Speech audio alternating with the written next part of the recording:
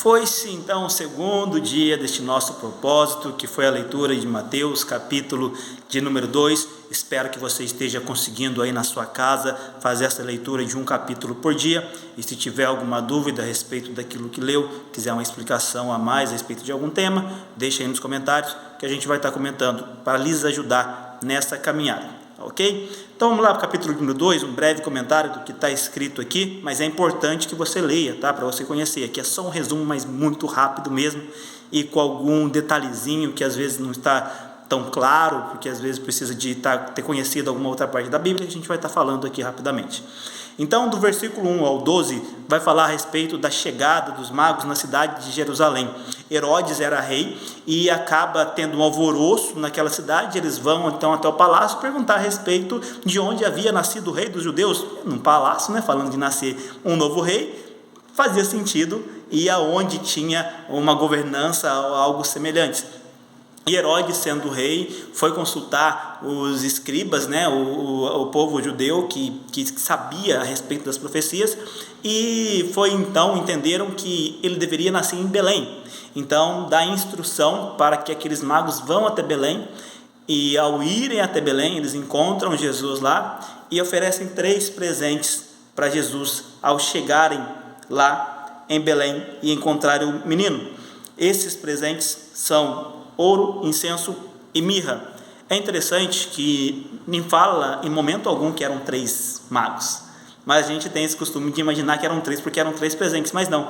Até imagina-se que pelo alvoroço que foi na cidade, e os historiadores falam que tinha algumas pessoas, grupos, né, que falam que esses magos vieram do Ocidente, inclusive, que tinham esse costume de estudar as profecias e de estar procurando realmente contemplar o cumprimento delas. Então estima-se que eram muito mais pessoas, não apenas 3. 3 foram os presentes e não os magos. E Herodes fala para eles que quando eles fossem, era depois para voltar, avisar Herodes que Herodes também queria ir lá saudar esse rei, mas na verdade a intenção de Herodes era outra, era impedir que houvesse um outro rei. Então ele queria tirar a vida daquele menino. Tanto que eles não voltam porque eles são avisados por um anjo que eles não deveriam voltar, eles voltam por outro caminho. Então Herodes manda tirar a vida de todas as crianças com 2 anos para baixo. Feito isso, né, acontecendo isso, antes que aconteça isso, entra então a gente a partir do versículo de número 13, onde José é avisado que Herodes ia tentar tirar a vida do menino, de Jesus. Então era para eles fugirem para o Egito, e eles fogem para o Egito para se esconder de Herodes, para evitar que acontecesse isso. Aqui tem uma coisa bem interessante. Repare que ele foge para o Egito. Vamos voltar lá atrás no Antigo Testamento, onde Moisés nasce, no Egito, quando o povo estava clamando por um Salvador, porque eles estavam como escravos no Egito. Então Deus levanta Moisés, e na época que Moisés nasce, tinha o mesmo mandamento, a mesma ordem, para que as crianças, os que nascessem homens, era para tirar a vida deles, porque a população estava crescendo demais, semelhante ao que acontece aqui com Jesus. Uma coisa que a gente vai perceber, que muita coisa que aconteceu no Antigo Testamento eram sombras, era para dar ideia do plano principal de Deus, que acontece quando Jesus vem. Então a semelhança de Moisés, que veio para salvar, para libertar aquele povo do Egito e da escravidão, Jesus vem para nos libertar do pecado. E Jesus, para escapar de Herodes, vai justamente para o Egito, que é onde Moisés nasceu, e depois tirou a nação de Israel de lá.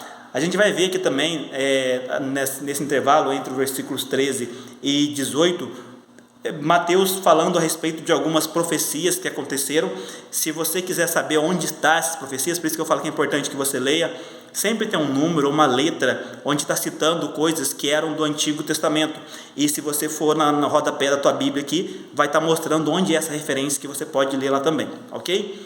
E do versículo 19 até o 23 fala de quando eles voltam para Israel, mas ao invés de voltar para Belém, com medo de que o filho de Herodes, porque Herodes agora tinha morrido, por isso que eles saem do Egito e estão voltando, com medo de que o filho de Herodes, por queira fazer alguma coisa, ele é avisado também para ir para a cidade de Nazaré, e cumpre-se outra promessa também, testificando que Jesus era o Messias.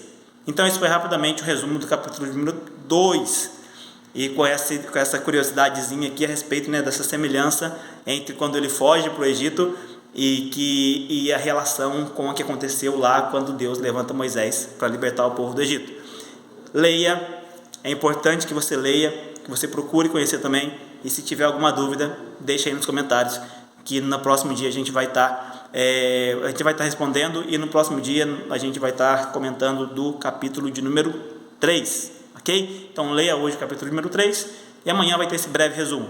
Mas lembre, isso aqui é só um resumo, é importante que você conheça.